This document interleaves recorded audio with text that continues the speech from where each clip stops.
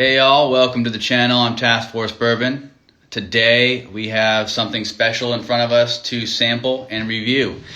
We're going to be talking about Orphan Barrel Rhetoric series. All right, I got the 25 year just recently, and unfortunately I don't have the rest of the lineup, but what we'll do first is start with a little bit of background information on Orphan Barrel and Rhetoric, and then the 25 year, and then we'll talk about what it tastes like. So Rhetoric is an ultra-aged Kentucky straight bourbon from Orphan Barrel Whiskey Distilling Company. All right. That has been released successively yearly for the last 6 years, beginning in 2013, with this one coming out in December of 2018. As Diageo says, which is the parent company of Orphan Barrel, I have a quote here: Rhetoric 25 years, the final release from Orphan Barrel, a beautiful Kentucky straight bourbon aged for 25 years. Aged 5 years longer than the first release, the Rhetoric 20 year. It is slightly more mature and carries a higher proof. Right? That's true throughout all the Rhetoric series. They get slightly higher in proof each year. They go on to say, the Rhetoric series has been progressively aged and re-released annually at a year older, allowing whiskey aficionados to collect the series and compare the whiskeys side by side. Despite that intent, we're going to be sampling just an old bourbon for the fun of it. The Rhetoric series were all distilled at the former Bernheim distillery between 1990 and 1993 and had the same mash bill: 86% corn, 6% rye, and 8% malted barley. That's an extremely low rye bourbon. During the 1980s, United Distillers, then owned by Guinness, predecessor of Diageo, acquired 7 different American distilleries, including Stitzel-Weller, right, and obviously Bernheim Distillery. Stitzel-Weller should sound familiar to most of you all watching as the really birthplace of Pappy Van Winkle. In 1992, United Distillers shut down Stitzel-Weller and consolidated distillation at the new Bernheim Distillery. In 1999, Diageo began selling off many of the various brands and distilleries that United Distillers had acquired to other companies. The Bernheim Distillery was sold to Heaven Hill. They're famously now producing Bernheim whiskey, wheated whiskey. The aging stock at Bernheim Distillery, which Heaven Hill and other distilleries decided to not purchase, was transferred to Stitzel-Weller, where it would remain for the next 14 years. All right, presumably lost, presumably forgotten by the company. However, we know that's a little bit more of a marketing gimmick than actually being lost or forgotten. So in 2013, however, Diageo organized this company, Orphan Barrel, as a vehicle for commercializing the large stock of ultra-aged American whiskeys that it had, again, quote, forgotten at Stitzel-Weller. Later, this would go on to include other distilleries we saw with Muckety Muck, some Scotch, for example. So they have expanded this portfolio to include other distilleries that Diageo had once owned as well. In announcing Orphan Barrel, Diageo described it as, another quote here, an endeavor to rescue long-forgotten barrels of rare and delicious whiskey and share them with others. We like to think the project is founded in dark, quiet corners of rickhouses around the world where artisanal whiskey were forgotten, just waiting to be discovered, end quote. Why they named it Rhetoric, I've yet to discover, but the definition of rhetoric, for those who might not be in the know, is essentially the art of persuasion, which, along with grammar and logic, is one of the 3 ancient arts of discourse. Rhetoric aims to study the techniques writers or speakers utilize to inform, persuade, or motivate particular audiences in specific situations. All right. Orphan Barrel is housed out of Tullahoma, Tennessee. So without further ado, let's pop this thing. So you might think this is a pull tab. It's actually not. The pull tab is back here, and here's the bottle up close before I get to cracking it for the first time. Little side label of information there. There's the front. You see 25 years written right there. And then again, some more information on the other side with nothing on the back. All right, nothing fancy on the top. The pull tab's just on the back side, so we'll go ahead and start with that.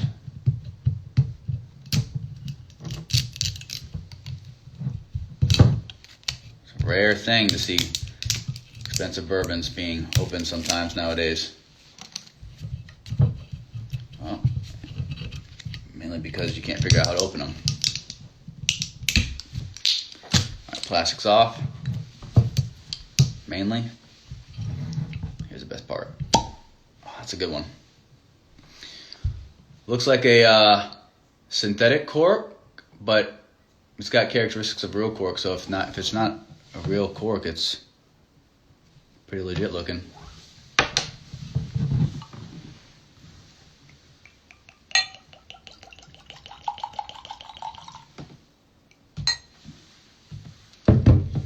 Go ahead and put that back on. I've got my laptop over here, so as I'm taking notes, I'm going to actually take notes because I'm going to do this live with you all. Okay. Does not taste or smell like bourbons that I've had recently, because I have not had but one other 25-year-old bourbon, and that was the OFC 1994. This smells like really old oak. So sometimes when you say oak, right, more than not, you've got that charred, heavy, really woody. This is like old, like, you know what, like I know it's a marketing gimmick, but I do actually picture these dark corner, kind of musty corners of a rick house, just like really damp, dark, wet. I smell that. It's got some light caramels going on. Maybe a hint of cinnamon and maybe a hint of nutmeg on it. Maybe some vanilla. So that's the nose. That's great, but we'll see what happens when we get to the best part.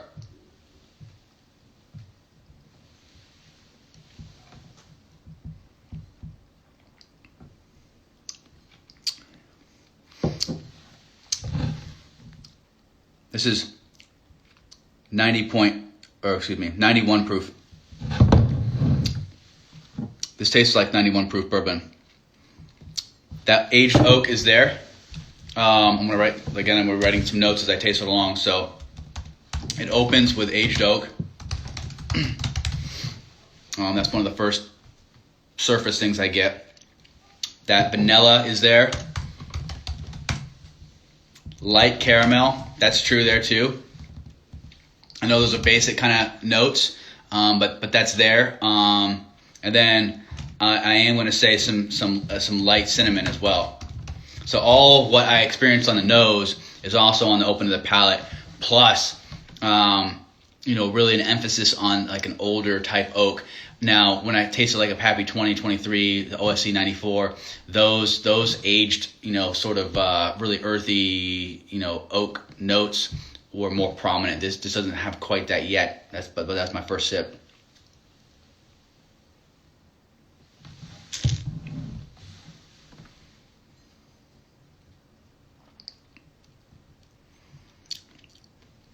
It's really subtle. On the mid, the aged oak is still there. The it kind of drops for a moment, then it actually picks back up on the finish. So I'm gonna say that on the mid, let me skip ahead. The finish brings back the aged oak. If you don't like oak, you're probably not going to like this one, but it's not super oak heavy like you would find, like with some of the Pappy lineup or whatever, or the OFCs. It's definitely there. Or Elijah Craig 18, that one seems to has more that like oomph of oak. This is like a nice, very subtle, light kind of, just like background, very there, but it's kind of in the background. On the mid, there's some fruity thing going on. Let me figure that out.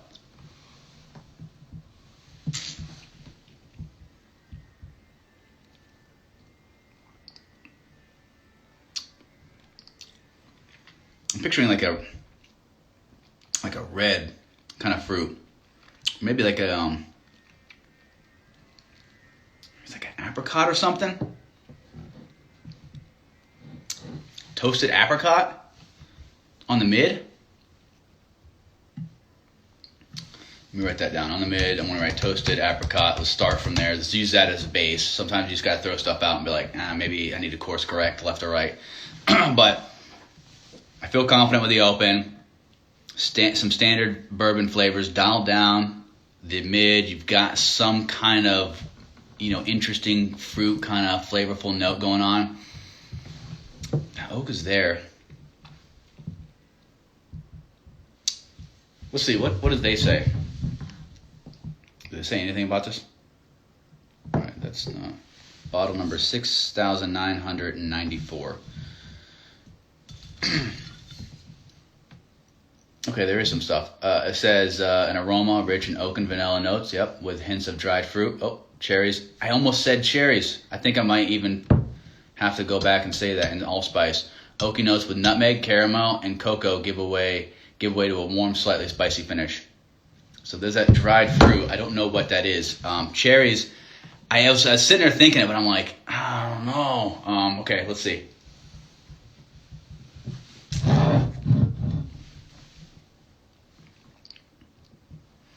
I'm gonna commit to cherries on the note on the mid.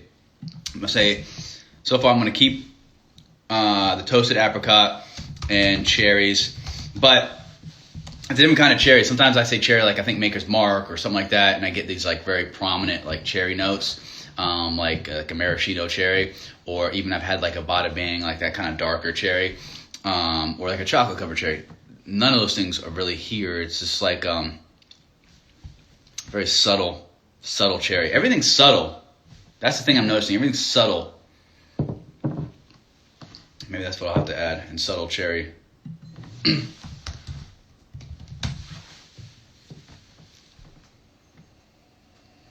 God, I love just smelling that oak. Unfortunately, you don't see a lot of bourbons aged 25 years and up nowadays.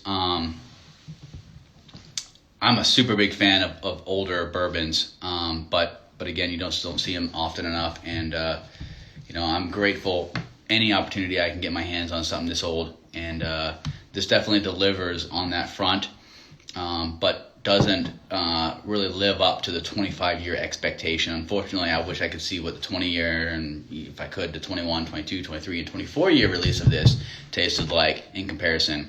But this is the highest end of that spectrum with the last release in this line. I don't know if it I want 25-year to wha-bam, like I did with like all the Pappy 20, the Pappy 23, and especially the OFC 94. That really had that big punch of oak.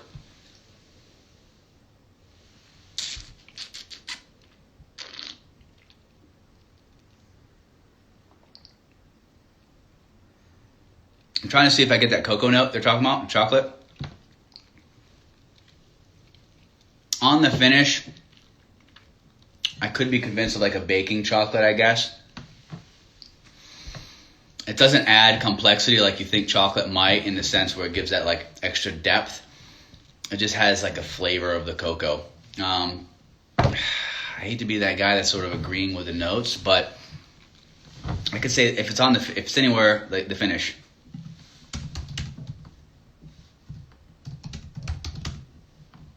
I'm gonna say bitter cocoa because it's more like a bitter type. If I'm gonna say anything at all.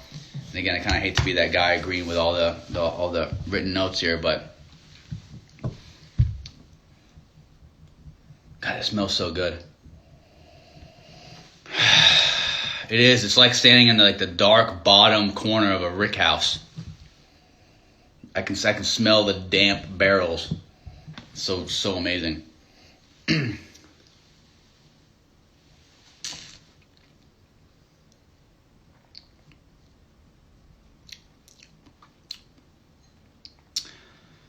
So, where do I rate this thing?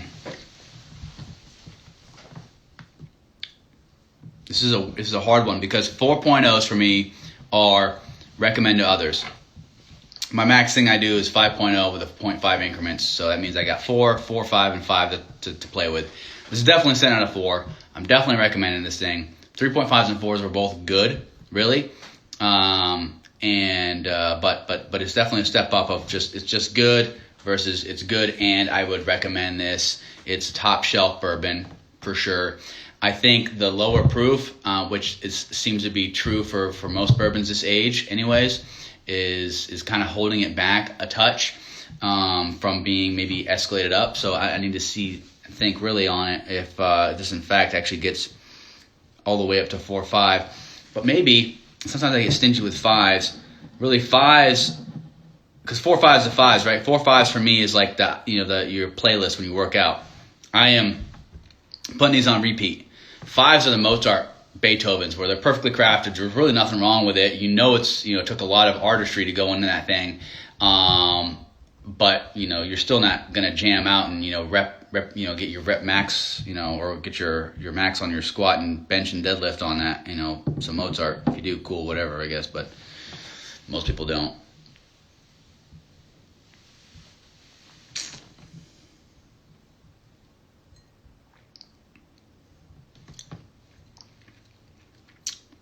So there's really nothing wrong with it.